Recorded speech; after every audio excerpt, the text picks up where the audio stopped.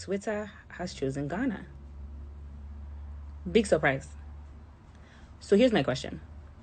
If the average Nigerian would choose Ghana as their headquarters, why shouldn't Twitter? It only makes sense. You see, somebody said to me that Nigeria is bring your own infrastructure. Virgin came and did business in Nigeria. They ran. United did that direct flight from Houston. After a while, they ran. Nigerians that were born in Nigeria, after a while, they run. Why would Twitter carry their places to a country that even the country people don't want to live in? Help me understand. Why? If you give the average Nigerian a way to go and live in Ghana, when they go and live in Ghana? Maybe they were just driving us from South Africa the other day. No, it's painful, but it's true. No, it's true. And you see, what's interesting is that, like, the average Nigerian is actually corrupt. Because if you give most people opportunity to enter office, they are not entering to make change. They are entering to chop money. So the average Nigerian is actually corrupt. I mean, there was a video going around where you had the citizens talking to the people in government, talking about they are corrupt, and they were pointing out that the people are corrupt. Yeah, everybody is corrupt, because let's be honest, our leadership is a reflection of our citizenship. Our leadership is a reflection of our people. So when we ask why our leaders are so brutal towards us, why are we so brutal towards each other? If you are watching this and you slapped your house help this year, why police no go slap you? If you are watching this and you slapped somebody at your job, why officer no go slap you? For somebody who is watching this and thinking, well, yes, like there are actually bosses who can slap.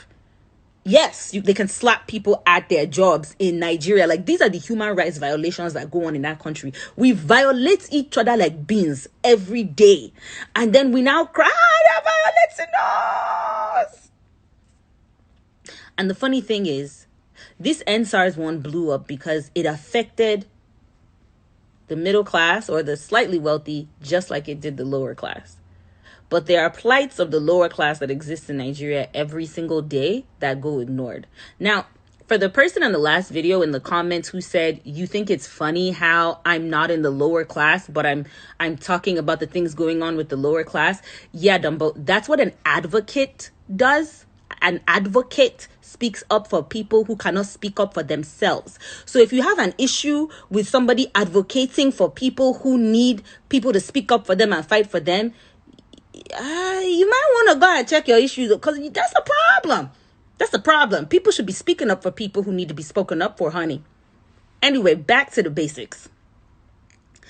We don't really have that nature as Nigerians, like caring for one another. We think we care deep down, but let's be real. Do we really care? Because the average Nigerian is inherently corrupt, or at least benefits from a corrupt society.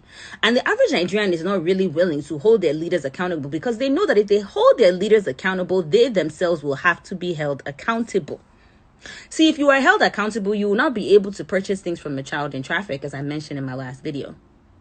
If you are held accountable, you will not be able to pay a 12 or 13-year-old to do your hair. You know, I'm talking to you.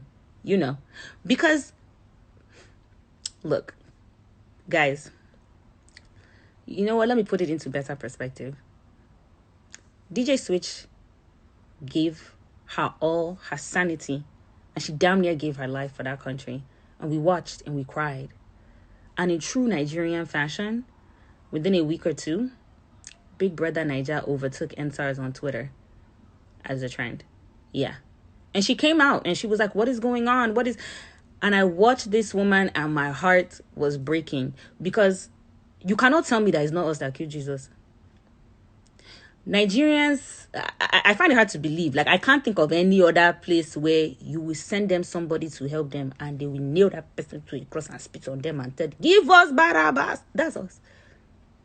This babe sacrificed herself for us.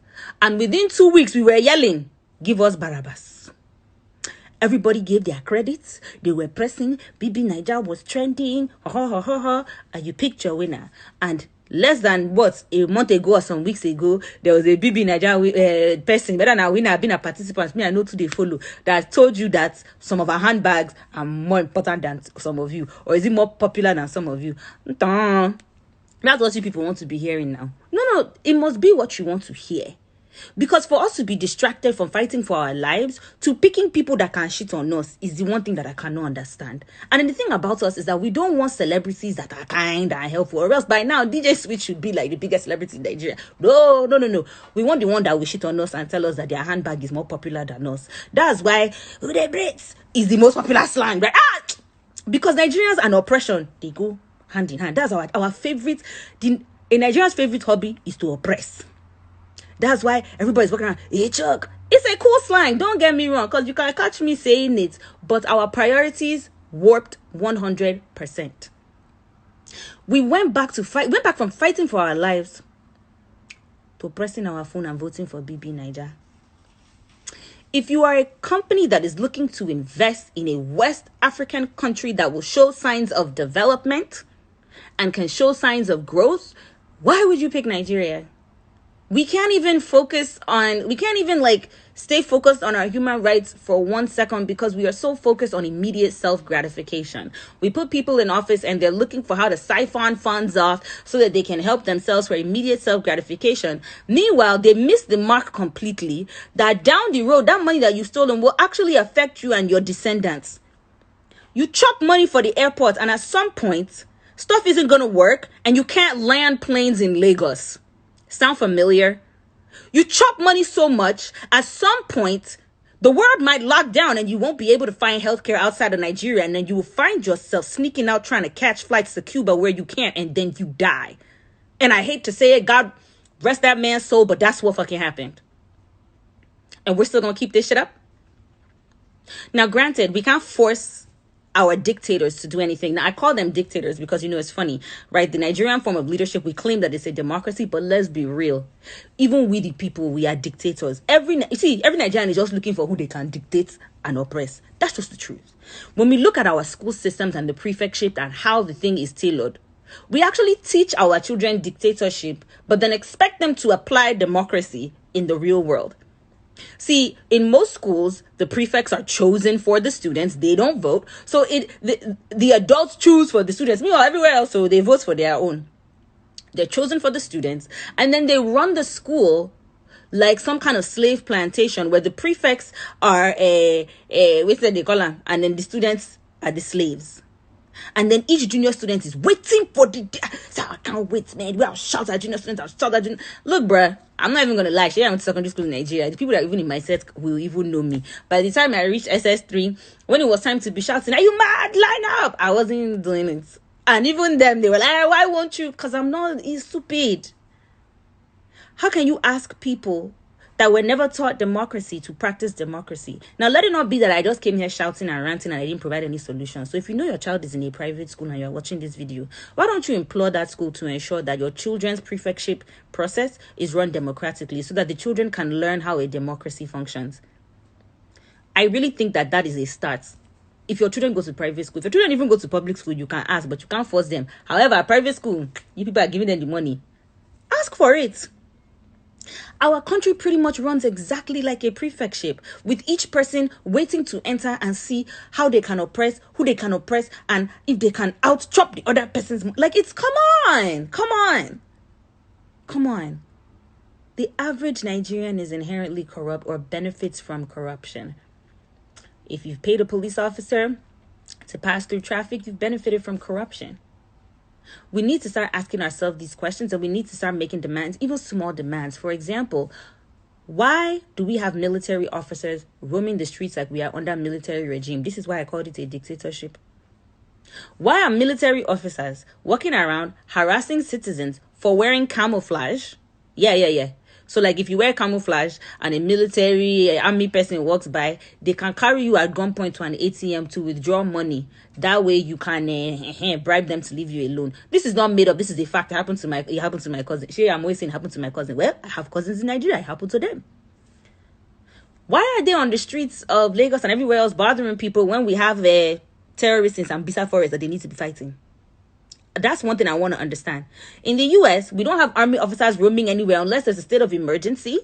It is active duty military officials that are in the barracks, not police officers. That's another thing. Why do our police live in barracks?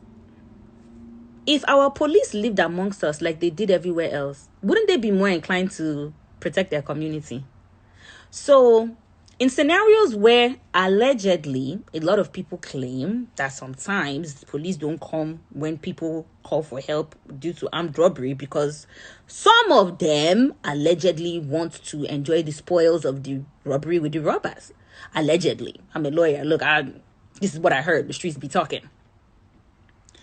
If a police officer lived in that community, wouldn't they be more inclined to protect that community? If we lived amongst our police, wouldn't we see each other as human beings, and wouldn't they see us as human beings?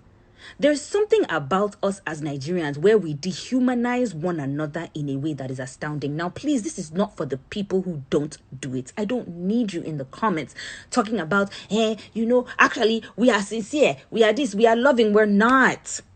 We're not. We think we are. And our egos get ahead of us and we're always beating our chest. That is why Ghanaians are shocked when we make some of the revelations that we make. That's why Ghanaians are shocked when we want to live in Ghana, because we carry Nigeria on our heads and we act like Nigeria is the best land. And at the end of the day, we're running. So if it's so good, why are you running, boo? Why are you running? Let's be honest. Let's be honest. I don't know what we can do on the grand scale of things because the rot runs deep.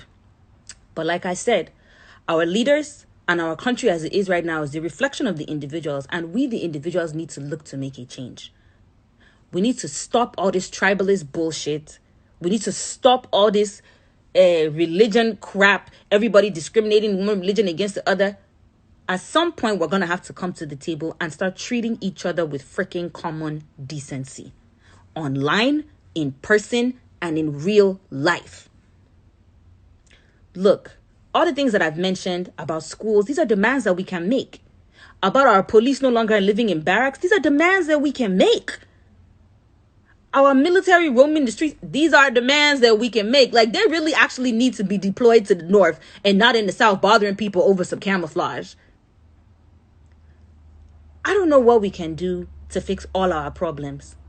But the one thing I do know is that eventually these old people in office will die, even though they think that they will live forever.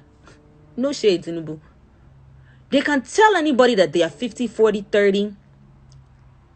God does not lie. Eventually, everybody will die. Who are we going to use to replace them? We need to arm ourselves with education, integrity, and morals. We need to demand more of one another. And for those of us who can actually afford to, we need to act better and be better so that we have an example for those coming under us. We can't continue to contribute to this unethical and corrupt society. We can't continue to pour more corruption into the pot. At some point, we have to have enough. Have you guys not had enough? Literally, Nigeria is like people, government just watching. How much can they take? How low can they go? And they take more things from us. They take more freedoms from us. They take more things from us. And we are showing them that we are serial managers and we will take the bare minimum as long as we have our life. A life that is pretty much damn near useless for some people.